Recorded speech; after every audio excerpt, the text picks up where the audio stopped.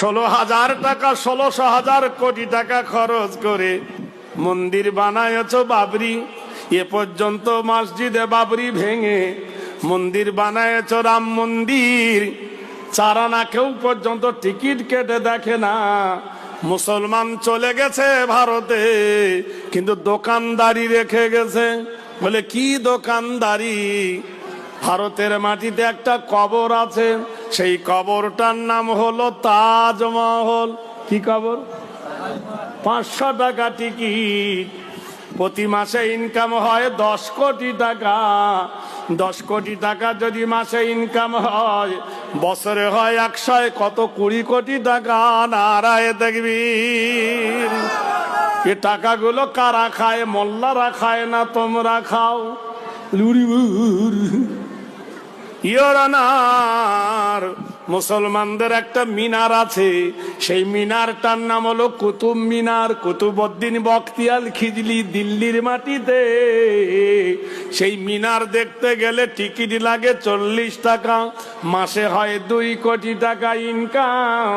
তাহলে মাসে 2 কোটি হলে বছরে হয় 24 কোটি টাকা। এই টাকাগুলো কোথায় যায়? ইওর অনার, মুসলমানদের একটা ঘর আছে ফতেপুর, সেই ঘরটা হুমায়ুন বানিয়েছিলেন। আরেকটা ঘর হলো আগ্রা, সেটা আকবর বানিয়েছিলেন। আরেকটা হলো লালকেল্লা, শাহজাহান বানিয়েছিলেন। এই 3 ঘর থেকে আসে মাসে 3 কোটি টাকা।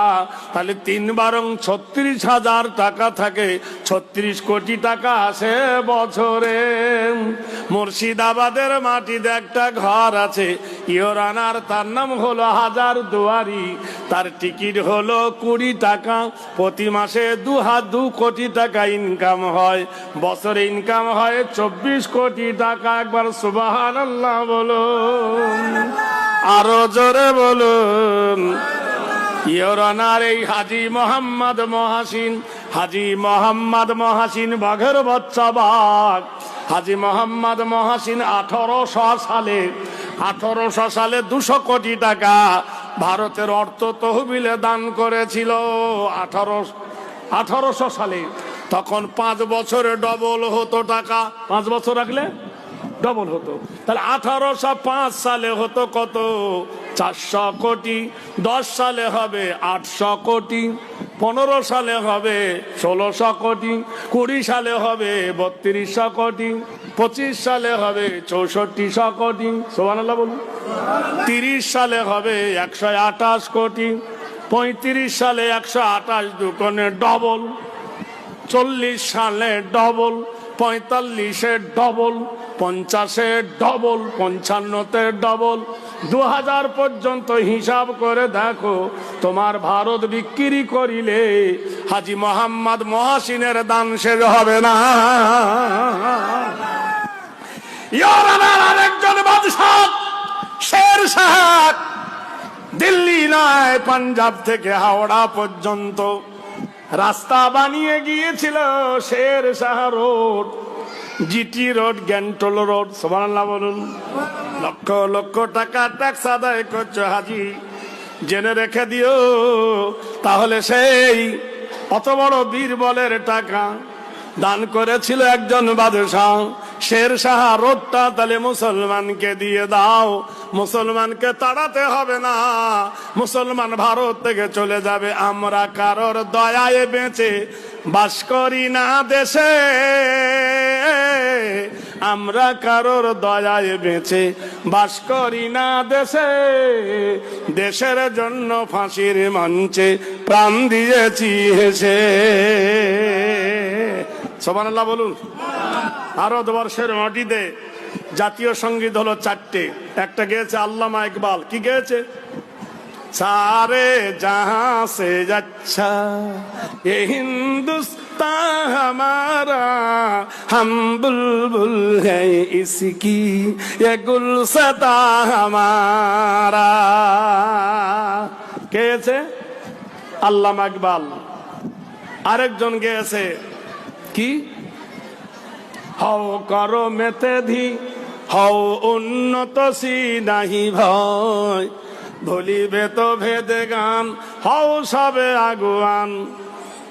সাথে আছে কে? সাথে আছে বলছে ভগবান।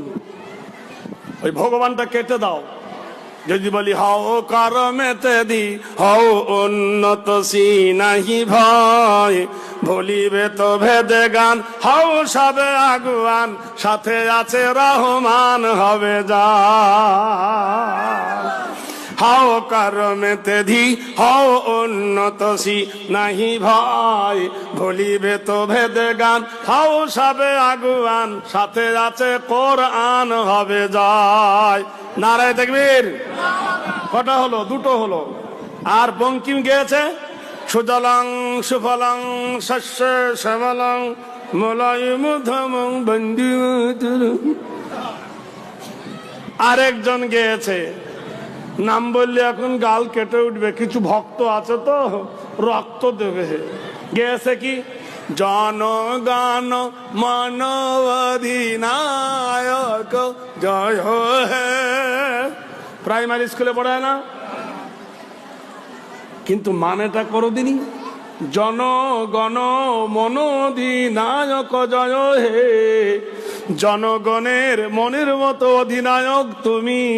কাকে বলছে? ভারত ভাগ্য বিধাতা, তুমি ভারতের ভাগ্যের বিধাতা। কে তুমি? পাঞ্জাব সিন্ধু গুজরাট মারাঠা দ্রাবিড় উৎকল বঙ্গ, বিন্দ হিমাচল যমুনা গঙ্গা, উচ্চল জলধি তরঙ্গ। ইংরেজের কাছ থেকে প্রাইজ পাবো বলে ইংরেজকে টুপি পরালো জনগণ মন অধিনায়ক জয় হে। তুমি জনগণের মনের মতো অধিনায়ক। হাফেজ গোলাম মাসুম প্রতিবাদ করে বলল, শোনো, এ কবিতা মানা যাবে না, এ কবিতা মেনে নেওয়া হবে না। বললে কেন? বলে জনগণ মন অধিনায়ক জয় হে। জনগণের মনের মতো অধিনায়ক হলো আল্লাহর নবী।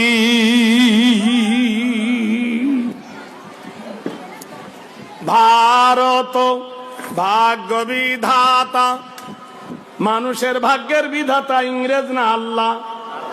Honor of the day of judgment, the alone who is our chief was the estate, the king of mankind, the god of mankind.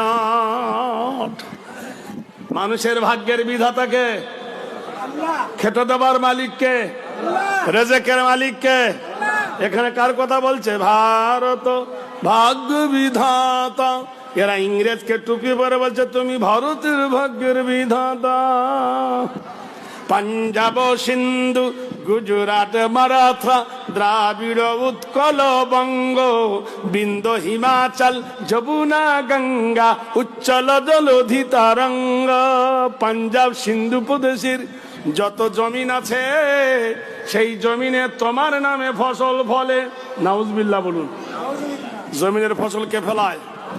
وأنزلنا من المعصرات ماء ثجاجا لنخرج به حبا ونباتا।